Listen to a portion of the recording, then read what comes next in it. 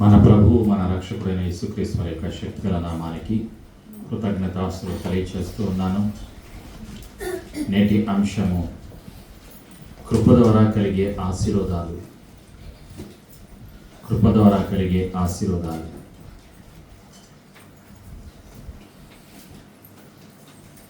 కొరింథీ సంఘానికి పౌలు గారు రాసినటువంటి 2వ పత్రిక 9వ అధ్యాయం 8వ వచనం.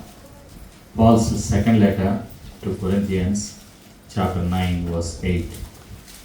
కలిసి నాతో చెప్పండి. మరియు అన్నిటి యందు ఎల్లప్పుడూ మీలో మీరు సర్వ సమృద్ధి గలవారై ఉత్తమమైన ప్రతి కార్యము చేయుటకు దేవుడు మీ ఎడల సమస్త విధములైన కృపను విస్తరింపచేయగలడు. ఆమేన్. ప్రతి ఒక్కరిలో దేవుడు తన కృపను అనుగ్రహించడానికి సిద్ధంగా ఉన్నారు. ప్రేమైనటువంటి సంఘమా, కృప అంటే యోగ్యుల ఎడల దేవుని కటాక్షం, దయ, పాపులమైన మానవ జాతి ఎడల మనిషి తీర్పు పొందకుండా తీర్పు పొందవలసి ఉండగా మనిషి దేవుడు తన ప్రేమ చూపించి క్షమించాడు. అది కృప. కృప సమర్థత కలిగించేటువంటి దేవుని శక్తి. ప్రేమైనటువంటి సంగమా, అందుకే పరిశుద్ధాత్ముడు గుర్తు చేస్తూ ఉన్నాడు. ఎఫెసీయులకు రాసినటువంటి పత్రికలో పరిశుద్ధాత్ముడు గుర్తు చేస్తున్నటువంటి సత్యం. ఎఫెసీయులకు రాసినటువంటి పత్రిక 1వ అధ్యాయం 4 నుంచి 6 వచనాల్లో అక్కడ దేవుని కృపను చూస్తాం, దేవుని యొక్క ప్రేమను చూస్తాం, దేవుని యొక్క సంకల్పాన్ని చూస్తాం. ఎట్లనగా తన ప్రియుని యందు తాను ఉచితముగా మనకు అనుగ్రహించిన తన కృప మహిమకు కీర్తి కలుగునట్లు తన చిత్త ప్రకారమైన దయా సంకల్పమున చొప్పున యేసుక్రీస్తు ద్వారా తన కుమారులుగా స్వీకరించుటకై మనను ముందుగా తన కోసము నిర్ణయించుకొని మనము తన ఎదుట పరిశుద్ధులమును నిర్దోషులమునై ఉండవలనని జగత్తు పునాది వేయబడక మునిపే ప్రేమ చేత ఆయన క్రీస్తులో మనలను ఏర్పరచుకొనెను. ఇది దేవుని యొక్క ప్రేమ, దేవుని యొక్క కృప. కృప సమర్థతను కలిగించేటువంటి దేవుని యొక్క శక్తి. ప్రేమైనటువంటి సంగమా, తెస్సలోనికైలకు రాసినటువంటి పత్రికలో మరొక సత్యాన్ని మనం చూస్తాం. పరిశుద్ధాత్ముడు గుర్తు చేస్తున్నటువంటి సత్యాలు. కృపలో కలిగేటువంటి ఆశీర్వాదాలు తెస్సలోనిక సంఘానికి పౌలు గారు బయలుపరిచినటువంటి సత్యం. తెస్సలోనికైలకు రాసిన 2వ పత్రికలో 2వ అధ్యాయంలో 16-17 వచనాలు. కలిసి నాతో చెప్పండి. మన ప్రభు అయిన యేసుక్రీస్తును మనలను ప్రేమించి కృపచేత నిత్యమైన ఆదరణయు శుభ నిరీక్షణయు అనుగ్రహించిన మన తండ్రి అయిన దేవుడును మీ హృదయములను ఆదరించి ప్రతి సత్కార్యమందును ప్రతి సద్వాక్యమందును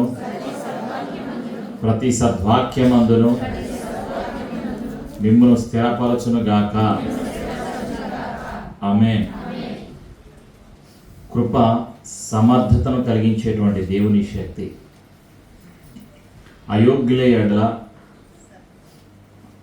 అయోగ్యుల పట్ల దేవుని కటాక్షము, దేవుని ప్రేమ, దేవుని కరుణ, దేవుని దయ కలుగ చేసేటువంటిది కృప. అదే సత్యాన్ని మనం చూస్తున్నాం. ఎఫెసీయులకు రాసినటువంటి పత్రికలో 2వ అధ్యాయంలో 8-9 వచనాల్లో పౌలు గారు ఎఫెసీ సంఘానికి బయలుపరిచినటువంటి సత్యం ఈరోజు పరిశుద్ధాత్ముడు మనకి గుర్తు చేస్తున్నాడు. ఎఫెసీయులకు రాసినటువంటి పత్రికలో 2వ అధ్యాయం 8-9 వచనాలు. మీరు విశ్వాసం ద్వారా కృపచేతనే రక్షింపబడి ఉన్నారు. ఇది మీ వలన కలిగినది కాదు, దేవుని వరమే. ఒక విశ్వాసి రక్షణ పొందడానికి కృప ఎంతో అవసరం. కృపగల దేవుడు ప్రభు అయినటువంటి యేసుక్రీస్తు వారు, ఆయన కృప ద్వారా రక్షణ పొంది ఉన్నాం. ప్రేమైనటువంటి సంఘమా, కృప అయోగ్యుల ఎడల దేవుని యొక్క కటాక్షము, దేవుని యొక్క దయ, దేవుని యొక్క ప్రేమ, దేవుని యొక్క క్షమాపణ ఇవన్నీ కూడా కృపలో ఉన్నాయి. అందుకే పౌలు గారు సెలవిస్తూ ఉన్నారు, కొరింథీ సంఘానికి బయలుపరిచినటువంటి సత్యాన్ని కొరింథీ సంఘానికి 2వ పత్రికలో 5వ అధ్యాయంలో పరిశుద్ధాత్ముడు గుర్తు చేస్తున్నాడు. కాగా ఎవడైనను క్రీస్తునందున్న ఎడల వాడు నూతన సృష్టి, పాతవి గతించెను, ఇదిగో క్రొత్తవయను. సమస్తమును దేవుని వలనైనవి. ఆయన మనలను క్రీస్తు ద్వారా తనతో సమాధానపరుచుకొని ఆ సమాధానపరచు పరిచర్యను మాకు అనుగ్రహించెను. అది పౌలు గారు సెలవిస్తున్నారు కొరింథీ సంఘానికి. ఈరోజు పరిశుద్ధాత్ముడు గుర్తు చేస్తున్నటువంటి సత్యం, ప్రేమైనటువంటి సంఘమా, మోషే జీవితంలో దేవుని యొక్క కృపను చూస్తాం. పాత నిబంధన గ్రంథంలో నిర్గమాకాండంలో 3వ అధ్యాయంలో 11-13 వచనాలు, 4వ అధ్యాయం మొదటి 13 వచనాల్లో దేవుని కృప ఇజ్రాయేలీయుల ఉంచి ఇజ్రాయేలులను విడిపించడానికి ఐగుప్తు చెర నుండి, ఐగుప్తు బానిసత్వం నుండి, కష్టం నుండి, సాతాను అధికారం నుండి విడిపించడానికి దేవుడు తన కృప చూపాడు. ఎన్నుకోబడినటువంటి నాయకుడు మోషేని పంపించి ఇజ్రాయేలీయులకు విడుదల కలుగజేశాడు తండ్రి. ఐగుప్తు చెర నుండి, బానిసత్వం నుండి విడుదల అనుగ్రహించాడు. అది అయోగ్యుల ఎడల దేవుని యొక్క కటాక్షం. మోషే జీవితంలో దేవుడు చేసినటువంటి కార్యాలు, ఇజ్రాయేలీల జీవితాల్లో దేవుడు చేసినటువంటి కార్యాలు, ఇవి మనం జ్ఞాపకం చేసుకున్నప్పుడు మనకేమర్థమవుతుంది అంటే దేవుడు ప్రతి ఒక్కరిపైన తన కృపను చూపిస్తూ ఉన్నాడు. ఇజ్రాయేలీల ఎడల దేవుడు తన కృపను చూపించాడు. మానవ జాతి ఎడల దేవుడు తన కృపను చూపించాడు. దేవుడు తన కృప ప్రతి ఒక్కరి మీద చూపిస్తూ ఉన్నాడు. పాత నిబంధన గ్రంథంలో గిద్యోను న్యాయాధిపతులు గ్రంథంలో మనం చూస్తాం. 6వ అధ్యాయంలో మొదటి 24 వచనాల్లో దేవుని కృప ఇజ్రాయేల్ ఎడల ఎలా ఉన్నది. గిద్యోన్ని పంపించి న్యాయాధిపతిగా వారికి విడుదలను, వారికి కాపుదలను, వారికి భద్రతను అనుగ్రహించినటువంటి సత్యాలను మనం చూస్తాం న్యాయాధిపతుల గ్రంథం 6వ అధ్యాయంలో. తర్వాత మనం ఇంకా చూస్తూ ఉన్నట్లయితే పరిశుద్ధ గ్రంథంలో పౌలు గారి జీవితంలో అపోస్తుల కార్యములు 15వ అధ్యాయంలో, అపోస్తుల కార్యములు 15వ అధ్యాయం 40వ వచనంలో పౌలు గారు సెలవిస్తున్నటువంటి సత్యం.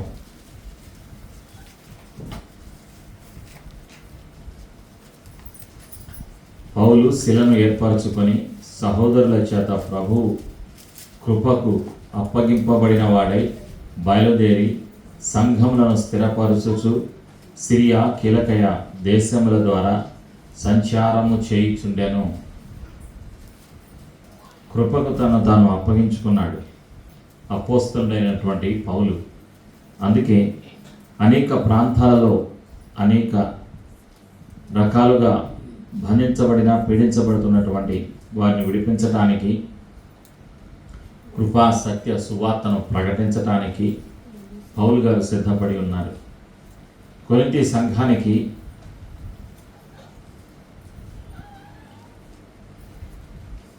రెండవ పత్రికలో, కొరింథీ సంఘానికి రాసిన 2వ పత్రికలో 11వ అధ్యాయంలో 22-23 వచనాల్లో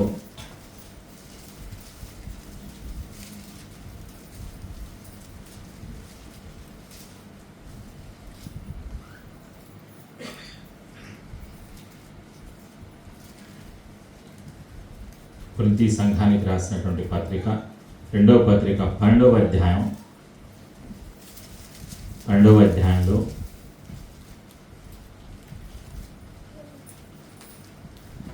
9-10 వచనాలు. అందుకు నా కృప నీకు చాలును, బలహీనత యందు నా శక్తి పరిపూర్ణమగుచున్నదని ఆయన నాతో చెప్పాను. కాగా క్రీస్తు శక్తి నా మీద నిలిచియుండు నిమిత్తము విశేషముగా నా బలహీనత యందే బహు సంతోషముగా అతిశయపడుదును అని పౌలు గారు అంటున్నారు.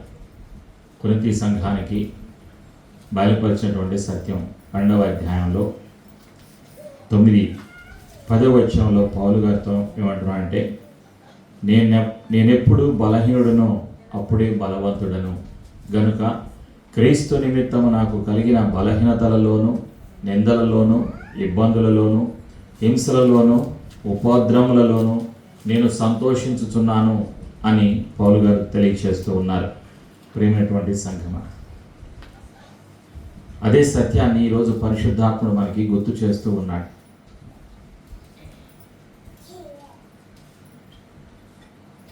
కృప మానవ జాతికి జీవాన్ని అనుగ్రహించింది. కృప మానవ జాతికి నిత్య జీవాన్ని అనుగ్రహించింది. యోహాను సువార్తలో 6వ అధ్యాయంలో మనం చూస్తాం పరిశుద్ధాత్ముడు బయలుపరిచేటువంటి ఒక సత్యం. యోహాను సువార్త 6వ అధ్యాయంలో పరిశుద్ధాత్ముడు గుర్తు చేస్తున్నటువంటి ఒక సత్యం. John the gospel chapter 6 verse 40.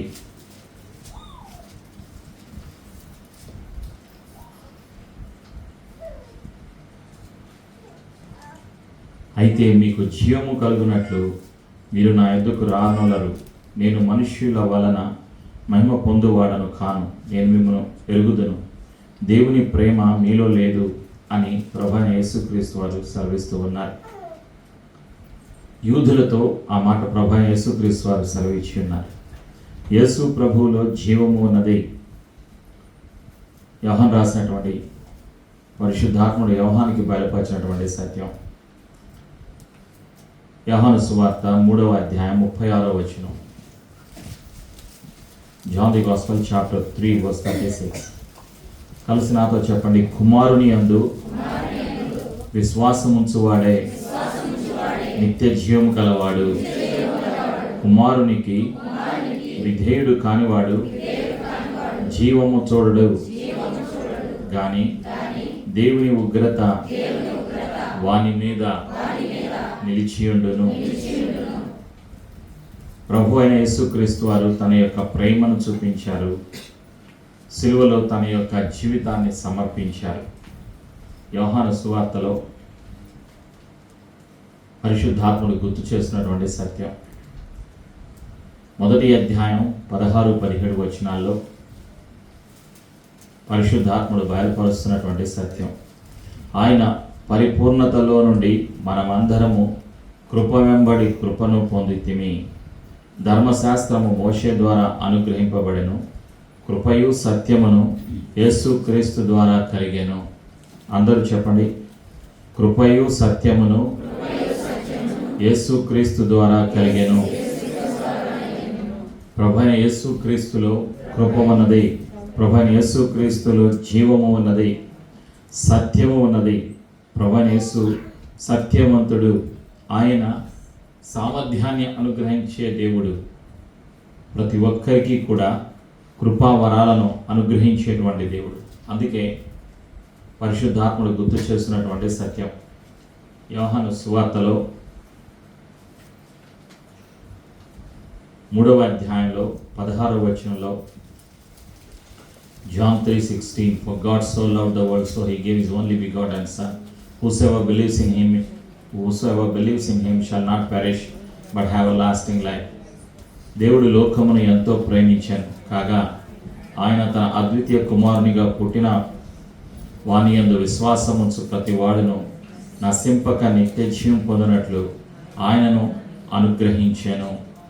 ప్రభువైన యేసుక్రీస్తు వారు ఈ లోకానికి వచ్చింది నశించిపోతున్నటువంటి మానవ జాతిని రక్షించటానికి, పాపులను వెదకి రక్షించటానికి, చీకటిలో పాపములో సాతాను చెరలో బంధించబడిన వారిని విడిపించటానికి ప్రభు అయినటువంటి యేసుక్రీస్తు వారు సిలువలో తన ప్రేమను చూపించారు. ప్రభు అయిన యేసుక్రీస్తు వారు సిలువలో తన యొక్క బలియాగాన్ని సమర్పించారు. సిలువలో తన యొక్క ప్రేమను చూపించి మానవ జాతిని విడిపించారు. రోమిలికి రాసినటువంటి పత్రిక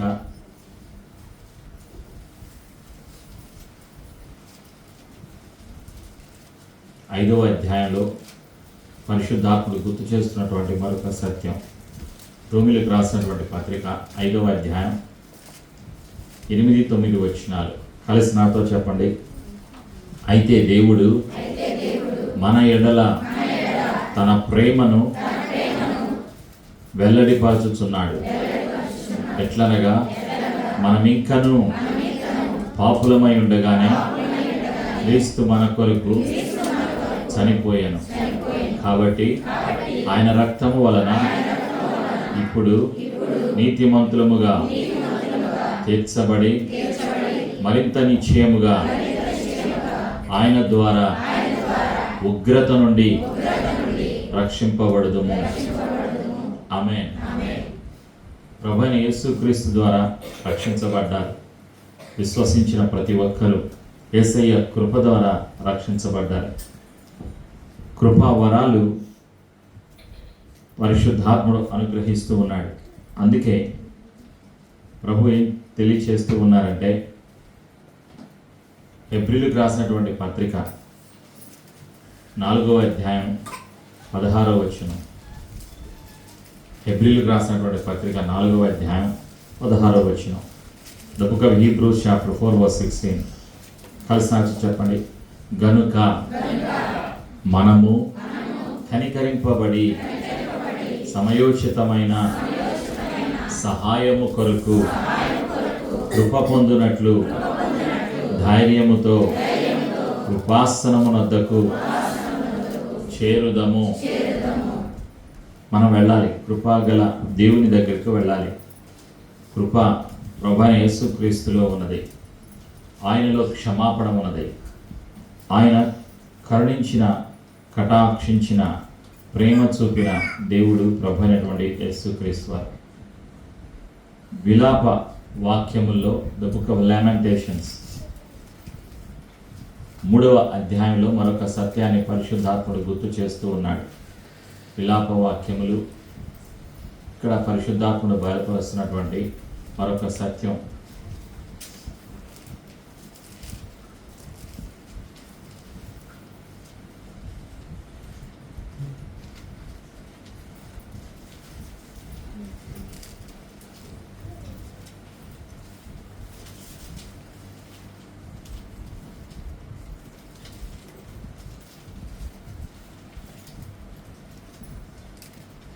మూడవ అధ్యాయంలో 22వ వచనంలో మనం చూస్తాం ఆ సత్యాన్ని.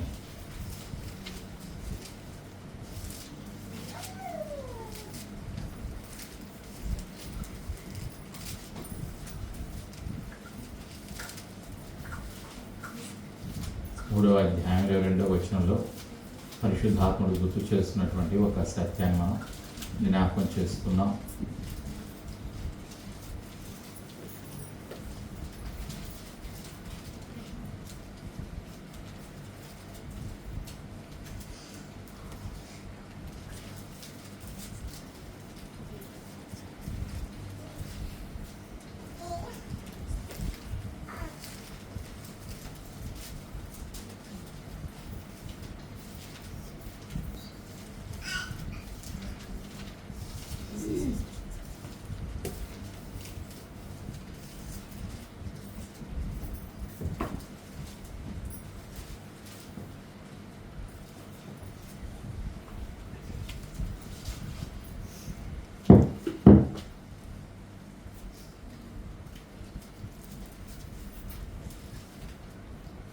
విలాప వాక్యము 3వ అధ్యాయం 22వ వచనం.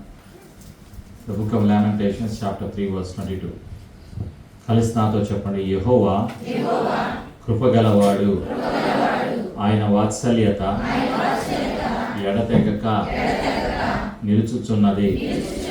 ఆయన వాత్సల్యత ఎడతెగక నిలుచున్నది కనుక మనము నిర్మూలము కాకున్న వారము. ఆమేన్. ప్రభువైన యేసుక్రీస్తు వారు తన కృప చూపించి నిర్మూలము కాకుండా, నాశనము కాకుండా, నరకము నుండి, నిత్య నరకాగ్ని నుండి తప్పించి తన ప్రేమను, తన యొక్క కరుణను, క్షమాపణను మానవ జాతికి అనుగ్రహించారు ప్రభువైనటువంటి యేసుక్రీస్తు వారు. అందుకే పేతురు సెలవిస్తున్నాడు. పేతురు రాసినటువంటి 2వ పత్రికలో 3వ అధ్యాయం 18వ వచనంలో పేతురు గారు బయలుపరుస్తున్నటువంటి ఒక సత్యం, పరిశుద్ధాత్ముడు పేతురు ద్వారా బయలుపరుస్తున్నటువంటి ఒక సత్యం.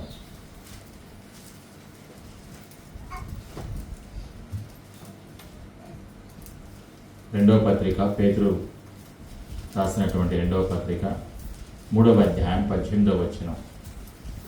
Peter's second letter, chapter 3 verse 18. 3వ అధ్యాయం 18వ వచనం.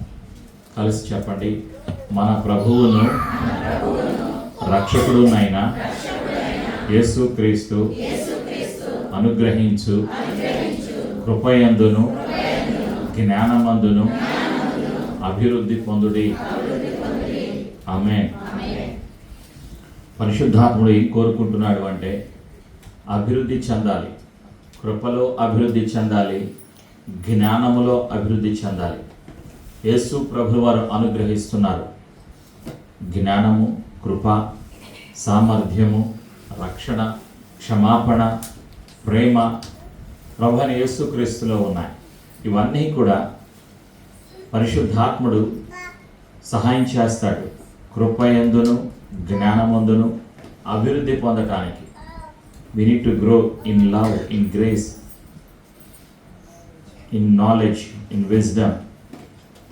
ఆయన కృపలో, ఆయన జ్ఞానంలో అభివృద్ధి చెందాలి అని పరిశుద్ధాత్ముడు కోరుకుంటున్నాడు.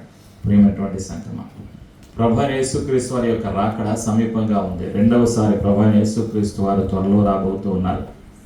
ఆయన రాబోయే ముందుగా సంఘము ఎదగాలి, విశ్వాసంలో ఎదగాలి, జ్ఞానంలో ఎదగాలి అని పరిశుద్ధాత్ముడు కోరుకుంటూ ఉన్నాడు. అందుకే చెప్తున్నాడు, బయలుపరుస్తూ ఉన్నాడు. పరిశుద్ధాత్ముడు బయలుపరుస్తున్నాడు.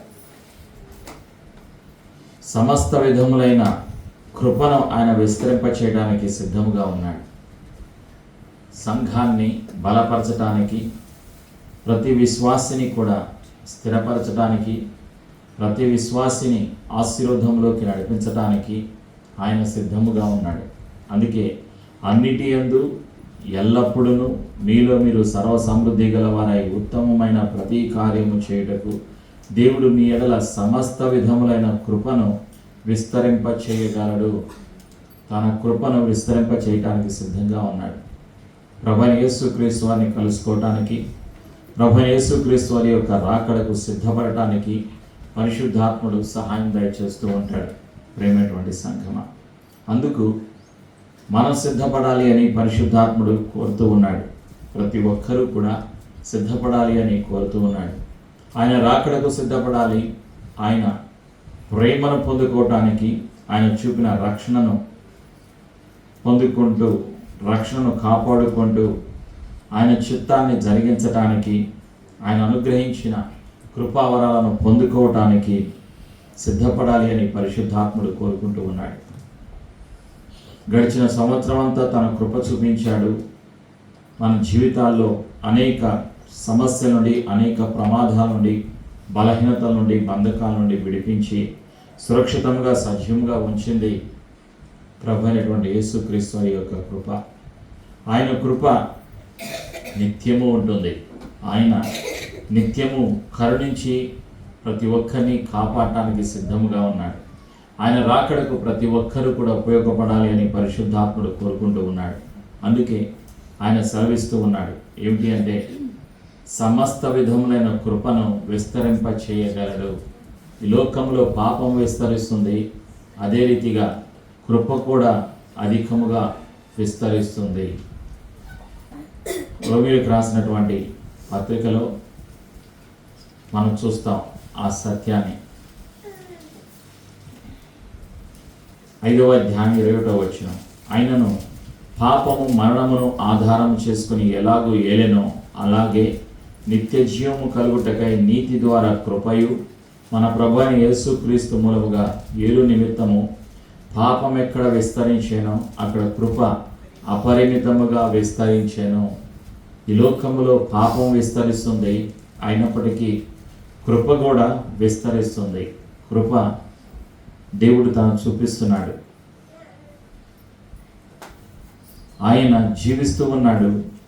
ఆయన నూతన జీవితాన్ని అనుగ్రహించాడు. మహిమ దేహము కలిగి మధ్యాకాశంలో ప్రభువైన యేసుక్రీస్తు వారిని కలుసుకోవటానికి పరిశుద్ధాత్ముడు సహాయం చేయడానికి సిద్ధముగా ఉన్నాడు.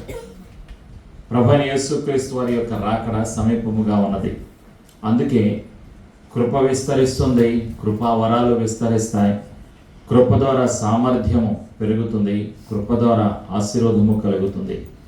అనేక ఆశీర్వాదాలు కృప ద్వారా విశ్వాసులు పొందుకోవటానికి పరిశుద్ధాత్ముడు సహాయం చేయడానికి సిద్ధముగా ఉన్నాడు.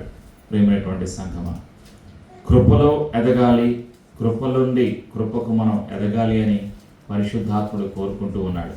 అందుకే యోహాను సువార్తలో బయలుపరిచినటువంటి మరొక సత్యం ఏంటంటే కృప నుండి కృపకు, మహిమ నుండి మహిమకు వెళ్ళాలి అని పరిశుద్ధాత్ముడు కోరుతూ ఉన్నాడు.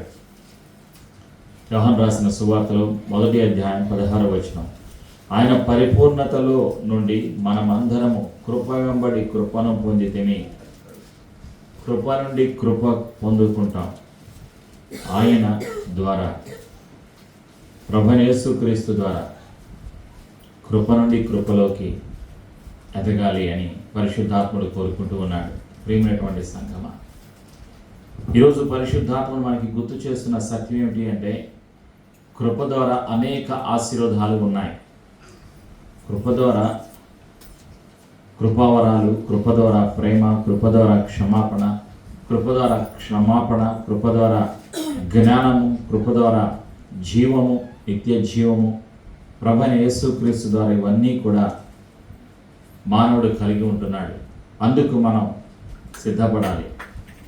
పరిశుద్ధాత్మను అనుగ్రహించేటువంటి వరాలను పొందుకోవటానికి, కృప నుండి కృపలో ఎదగటానికి, మహిమ నుండి మహిమను చూడటానికి యేసు ప్రభు కృప నిత్యము ప్రతి విశ్వాసికి సదా తోడైండునుగాక. ఆమేన్. ప్రార్థన చేసుకుందాం. ప్రతి ఒక్కరూ లేచి నిలబడి వారి జీవితాలను సమర్పించుకుందాం. కలిసి నాతో చెప్పండి. పరిశుద్ధాత్మ దేవా, ఇంతవరకు కృపలో ఉన్న సామర్థ్యాన్ని, కృప ద్వారా కలిగే ఆశీర్వాదాలను తెలుసుకోవటానికి సహాయము దయచేసినందుకు వందనాలు.